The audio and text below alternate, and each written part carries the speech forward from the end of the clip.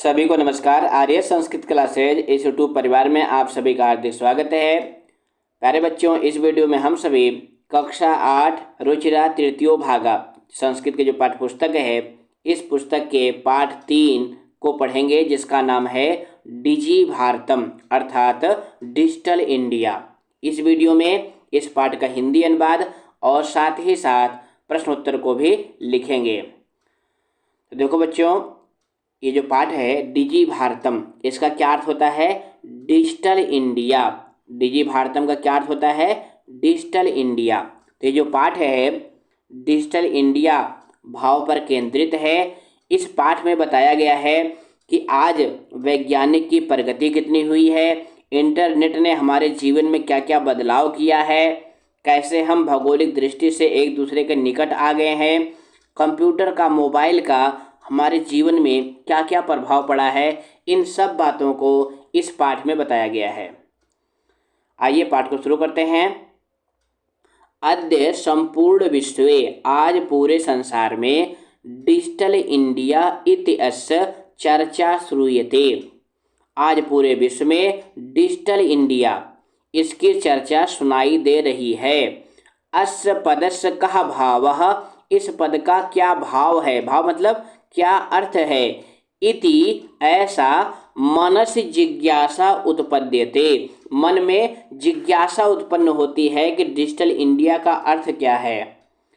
तो काल परिवर्तनेन सह, समय बदलने के साथ, मानवस्य आवश्यकता अपि परिवर्तते, मनुष्य की आवश्यकता भी बदल जाती है।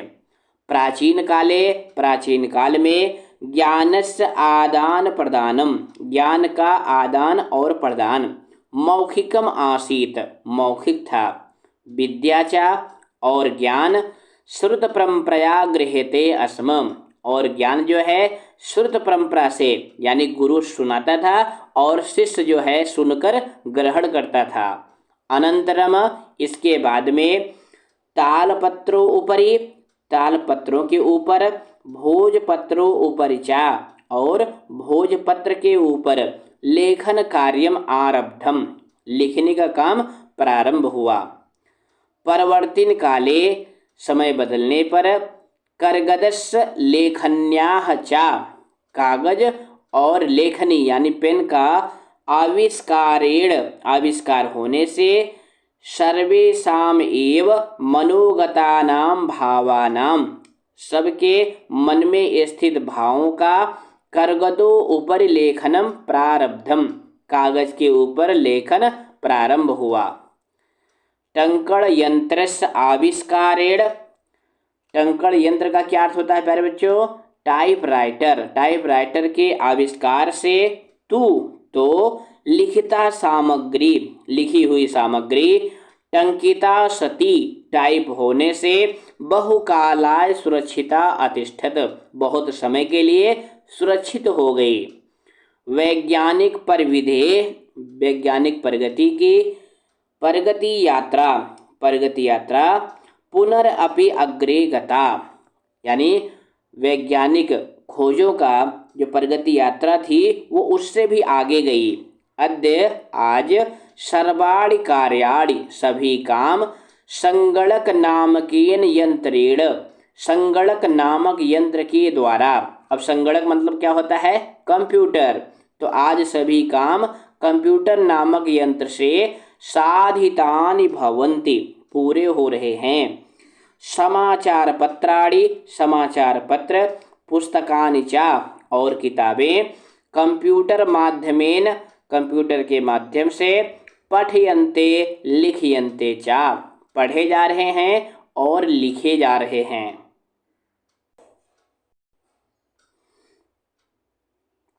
इसके बाद, करगदो उद्योगे, कागज के कारखाने में, वृक्षाणाम उपयोगेन, पेड़ों के उपयोग से, वृक्षाः कर्तयन्ते अस्म, पेड़ काटे जा रहे थे।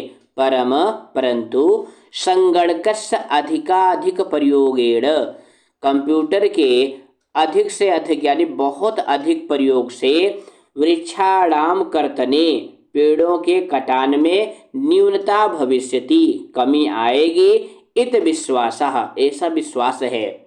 यानी कागज के कारखाने में पेड़ों का उपयोग होता था, पेड़ काटे जाते थे, परंतु अब कंप्यूटर का अधिक से अधिक यानी बहुत अधिक प्रयोग होगा तो पेड़ों के कटान में न्यूनता होगी, ऐसा विश्वास है।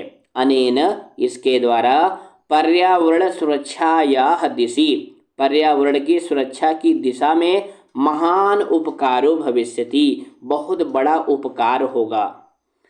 अधुना आपड़े, आज बाजार में, आपड़े का क्या अर्थ होता है? बाजार में। आज बाजार में वस्तु क्रयार्थम, वस्तुओं को खरीदने के लिए रूपकाणाम अनिवार्यता न अस्ति, रुपयों की जरूरत नहीं है। डेबिट कार्ड, क्रेडिट कार्ड इत्यादयः, डेबिट कार्ड, क्रेडिट कार्ड इत्यादि सर्वत्र रूपकाणाम स्थानम गृहीतवन्तः, सर्वत्र सभी जगह रुपयों का स्थान ग्रहण कर लिए हैं। वित्तकोशस्य अर्थात बैंकस्य चापि, और वित्त कोश यानी बैंक का भी सर्वाणि कार्याणि, सभी काम संगणक यंत्रेण संपादयन्ते, कंप्यूटर के द्वारा पूरे हो रहे हैं। बहुविधाः अनुप्रयोगाः अर्थात ऐप के माध्यम से मुद्राहीनाय विनिमय। अब मुद्राहीनाय विनिमय, ये दोनों पद महत्वपूर्ण हैं। इसका अर्थ होता है कैशलेस ट्रांजैक्शन, यानी बिना पैसे के लेन देन करना। तो बहुविधाः अनुप्रयोगाः, जो ऐप हैं वो कैशलेस ट्रांजैक्शन में सहायकाः सन्ति, सहायक हैं। आप जानते हैं आजकल फोन पे, गूगल पे इत्यादि आ गए हैं। इसके बाद आगे देखिए, कुत्रापि, कहीं भी यात्रा करणीया भवेत, यात्रा करनी हो, रेल यात्रा पत्रस्य, रेलगाड़ी का टिकट, वायुयान यात्रा पत्रस्य, हवाई जहाज का टिकट, अनिवार्यता अद्य न अस्ति, इन दोनों टिकटों की अनिवार्यता आज नहीं है, यानी उनको हाथ में लेकर नहीं जाना है। सर्वाणि पत्राणि, सभी टिकट, अस्माकं, हमारे, चल दूरभाष यंत्रे, यानी मोबाइल में। चल दूरभाष यंत्र का क्या अर्थ होता है? मोबाइल। और चल दूरभाष यंत्रे अर्थात मोबाइल में ईमेल इत स्थाने, ईमेल इस स्थान पर सुरक्षितानि भवन्ति, सुरक्षित हैं।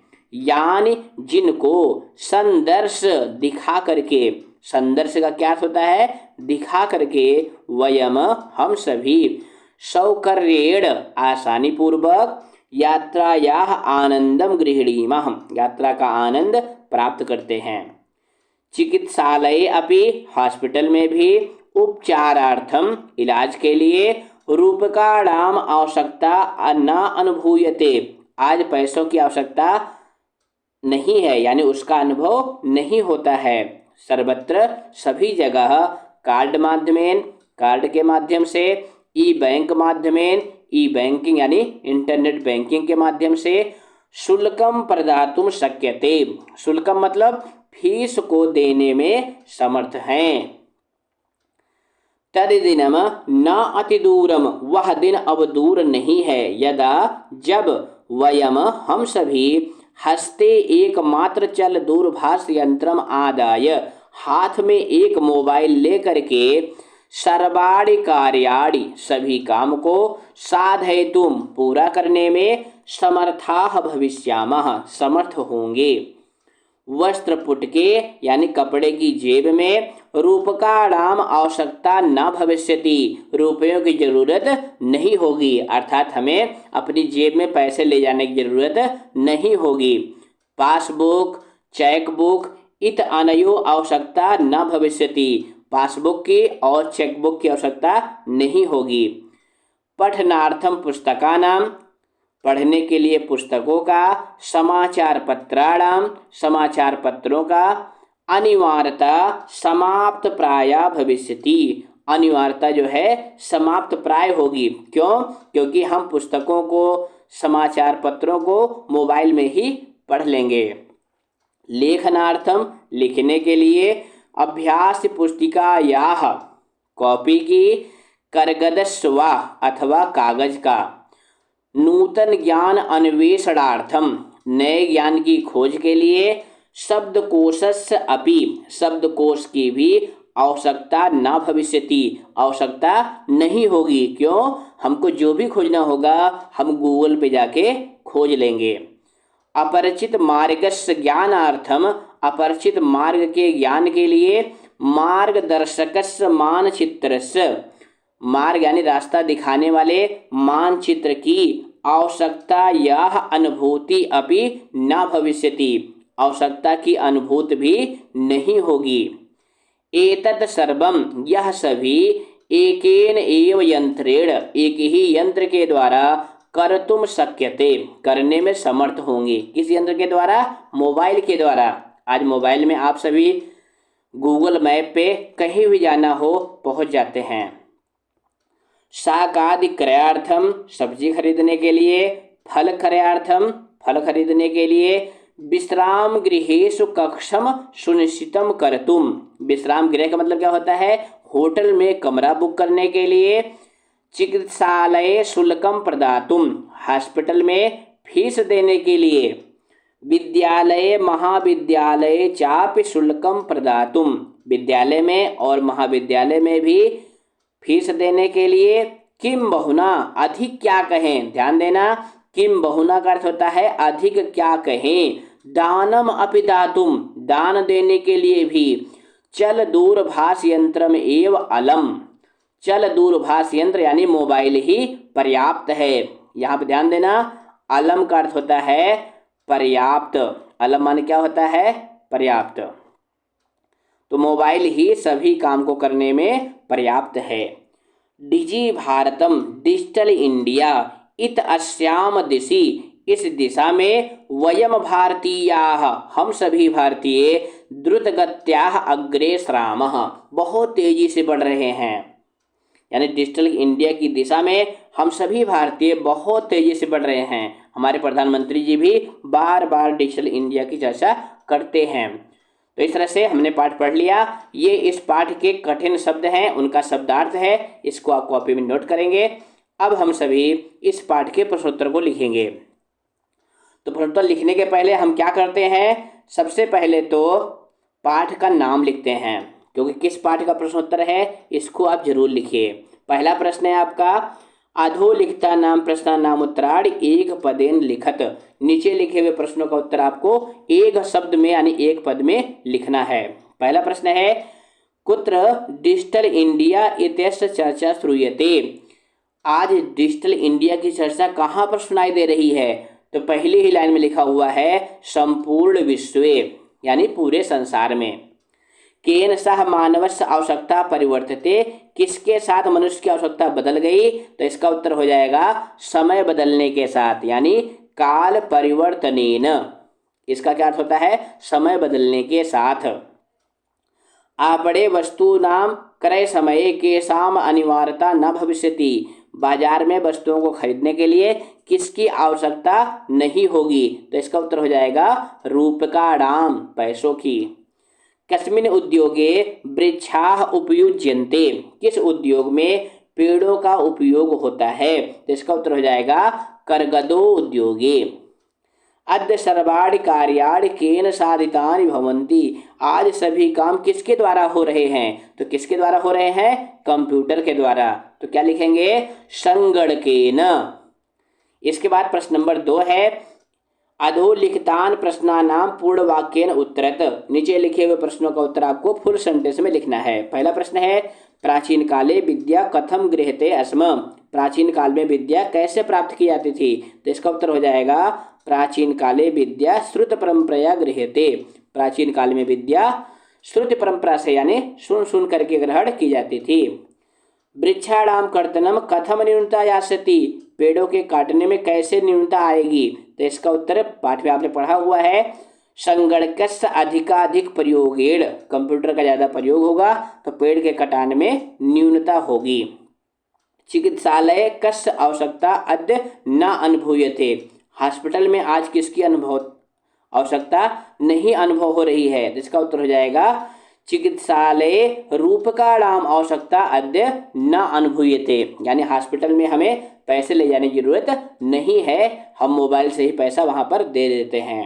अगला है वयम कस्याम दिशि अग्रेसरामः। तो इसका उत्तर पाठ की अंतिम लाइन में ही लिखा हुआ है, क्या हो जाएगा?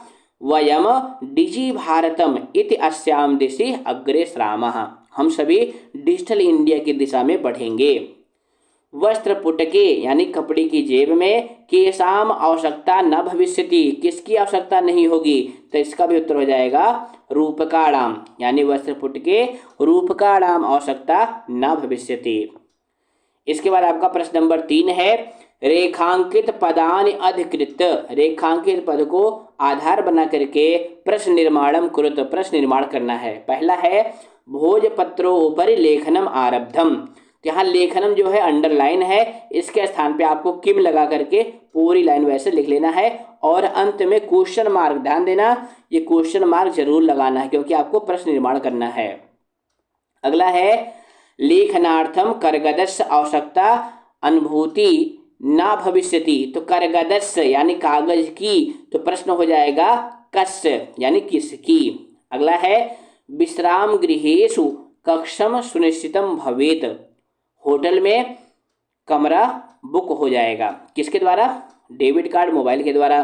तो यहाँ पे विश्राम गृहेषु ये रेखांकित है, तो इसके स्थान पर हो जाएगा केशु। केशु मतलब कहाँ पर, ये किम शब्द का रूप है, सप्तमी बहुवचन का। इसके बाद अगला है सर्वाणि पत्राणि चल दूरभाष यंत्रे सुरक्षितानि भविष्यन्ति। सभी टिकट जो है मोबाइल में सुरक्षित होते हैं। तो यहाँ चल दूरभाष यंत्रे, इसके स्थान पे क्या लगाएंगे? कस्मिन। कस्मिन माने कहाँ पर, और इसके स्थान पे कुत्र का भी प्रयोग कर सकते हैं। अंतिम है वयम समाज उपचारार्थम चिकित्सालयम गच्छामः। हम सभी इलाज के लिए चिकित्सालय जाते हैं। तो यहाँ पे उपचारार्थम यानी इलाज के लिए, तो इसके स्थान पे प्रश्न हो जाएगा किमर्थम यानी किस लिए।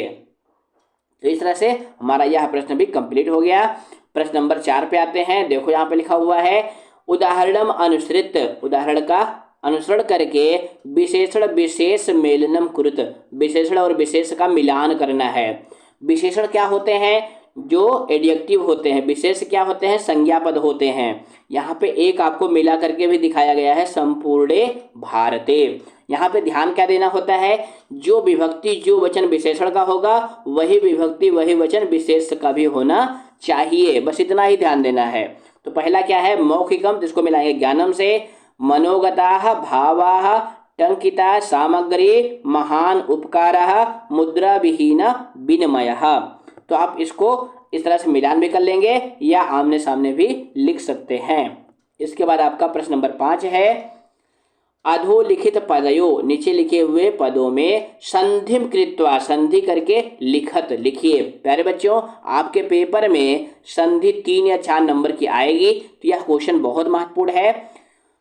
अगर आपने संधि नहीं पढ़ी है ना, तो हमारे संधि की वीडियो आप देख सकते हैं। जैसे देखो संधि क्या होती है? 2 वर्डों को मेल को संधि कहते हैं। अब 2 वर्ड कौन मिलते हैं? पहले पद का अंतिम वर्ड, दूसरे पद का पहला वर्ड। तो यहाँ कौन कौन मिल रहा है? या के बाद जो आ है और उसके बाद भी आ है, तो दोनों मिल करके क्या हो जाएंगे? बड़ा आ में बदल जाएंगे। किस संधि के द्वारा? दीर्घ संधि के द्वारा। इन सब बातों को अगर आप जानना चाहते हैं ना, तो हमारी स्वर संधि की वीडियो देखेंगे, 100% आपको संधि समझ में आ जाएगी। आइए फटाफट उत्तर लिख लेते हैं। तो पहला क्या है? पदस्य अस्य। तो क्या हो जाएगा? पदस्य अस्य। तालपत्र प्लस ऊपरी, तो पाठ में भी ये पद आया हुआ है संधि करके, तो क्या हो जाएगा? तालपत्रो ऊपरी। चा अतिष्ठत, यहाँ पर दीर्घ संधि है, क्या हो जाएगा? चा अतिष्ठत। करगद प्लस उद्योगे, तो क्या हो जाएगा? करगदो उद्योगे। ये पद जो है कई बार पेपर में पूछा गया है। क्रय प्लस अर्थम, यहाँ पे दीर्घ संधि हो जाएगी, क्रयार्थम। इत प्लस अनयो, यहाँ पे यड़ संधि है। कौन संधि है? यड़ संधि है। मिल करके क्या बन जाएगा? इत अनयो। यड़ संधि थोड़ा सा कठिन होती है, आप उसके लिए संधि की वीडियो जरूर देखें। उपचार प्लस अर्थम, यहाँ पर भी दीर्घ संधि है, क्या हो जाएगा? उपचारार्थम। इस तरह से आप प्रश्न नंबर 5 भी कंप्लीट कर लिए। प्रश्न नंबर 6 में देखिए क्या लिखा हुआ है। उदाहरणम अनुसृत, उदाहरण के आधार पर। अधोलिखितेन पदेन, नीचे लिखे हुए पदों के साथ लघु वाक्य निर्माणम कुरुत। यानी इन पदों का प्रयोग करके आपको सेंटेंस बनाना है, यानी वाक्य बनाना है। एक वाक्य यहाँ पर बना के दिखाया भी गया है, जैसे जिज्ञासा। अब इसके लिए क्या वाक्य बनाया गया है? मम मनसि वैज्ञानिका नाम विषय जिज्ञासा अस्ति। तो अब आवश्यकता, तो कैसे वाक्य बनाएंगे देखिए, आवश्यकता आविष्कारस्य जननी भवति। आवश्यकता आविष्कार की जननी होती है। ये लाइन हम लोग बहुत बोलते और सुनते रहते हैं। इसके स्थान पे आप कोई वाक्य अपने तरफ से भी बना सकते हैं। सामग्री, क्या वाक्य बनेगा? सर्वेषां गृहे पठन सामग्री भवति। सबके घर में पठन सामग्री यानी किताबें, कॉपियाँ इत्यादि होती हैं। पर्यावरण सुरक्षा, तो इसका क्या वाक्य बनेगा? पर्यावरण सुरक्षा अस्माभिः करणीया। पर्यावरण सुरक्षा हम सबके द्वारा करनी चाहिए। विश्राम गृहम, इसका क्या अर्थ होता है? होटल। तो होटल कहाँ होते हैं? शहरों में। तो बस वाक्य बन जाएगा नगरे विश्राम गृहम भवति। वाक्य बड़े भी हो सकते हैं, छोटे भी हो सकते हैं, लेकिन हमने यहाँ पे आपकी सहायता के लिए छोटे छोटे वाक्य बनाए हैं। तो प्लीज़ बच्चों, अगर नए हैं तो चैनल को सब्सक्राइब करो। आते हैं अंतिम क्वेश्चन पर। अंतिम क्वेश्चन है उदाहरणम अनुसारम कोष्ठक प्रदत्तेषु पदेषु। उदाहरण के अनुसार ब्रैकेट में दिए गए पदों में चतुर्थी प्रयुज्य यानी चतुर्थी विभक्ति लगा करके रिक्त स्थान पूर्तिम कुरुत, रिक्त स्थान भरना है। यहाँ पे देखो एक एग्जाम्पल दिखाया गया है, भिक्षुकाय धनम ददातु। भिक्षुक शब्द था, चतुर्थी लगाया गया तो भिक्षुकाय बन गया। इसी तरह से छात्र शब्द है, चतुर्थी लगाएंगे तो क्या हो जाएगा? छात्राय। छात्राय पुस्तकम देहि। अगला है अहम वस्त्राणि ददामि। मैं वस्त्र देता हूँ। किसे दे रहा हूँ? निर्धन को। तो निर्धन में चतुर्थी लगाएंगे तो क्या हो जाएगा? निर्धनाय। अगला है पठनम रोचते। पढ़ना अच्छा लगता है। प्यारे बच्चों, चतुर्थी विभक्ति कहाँ कहाँ होती है ये भी थोड़ा सा समझ लो। 9th में आपके काम आएगा, 8वीं में भी ज्ञान को आपको बढ़ाएगा। जब किसी को कोई वस्तु दी जाती है तो वहाँ भी चतुर्थी होती है। जब किसी को कोई चीज़ अच्छा लगता है, जैसे देखो यहाँ पे है ना, लता को पढ़ना अच्छा लगता है, तब भी चतुर्थी होती है। जब अलम का प्रयोग होता है समर्थ के अर्थ में, किस अर्थ में? समर्थ यानी पर्याप्त के अर्थ में, तब भी चतुर्थी होती है। और जब नमः यानी नमस्कार करते हैं तब भी चतुर्थी होती है। अब यहाँ पे देखो लता है, लता शब्द कैसा है? बालिका की तरह आकार अंत है, तो चतुर्थी लगाएंगे तो क्या हो जाएगा? लता यही ही। पुल्लिंग में क्या बना है? निर्धनाय, छात्राय, भिक्षुकाय, लेकिन स्त्रीलिंग में लता यही ही। ये आपको ध्यान देना है। रमेशः अलम, तो क्या हो जाएगा? सुरेशाय। अंतिम है नमः, किसको नमस्कार कर रहे हैं? अध्यापक को, तो हो जाएगा अध्यापकाय नमः। इस तरह से हमारा यह पाठ कंप्लीट हुआ। फिर मिलेंगे अगले पाठ में। नमो नमः, धन्यवाद।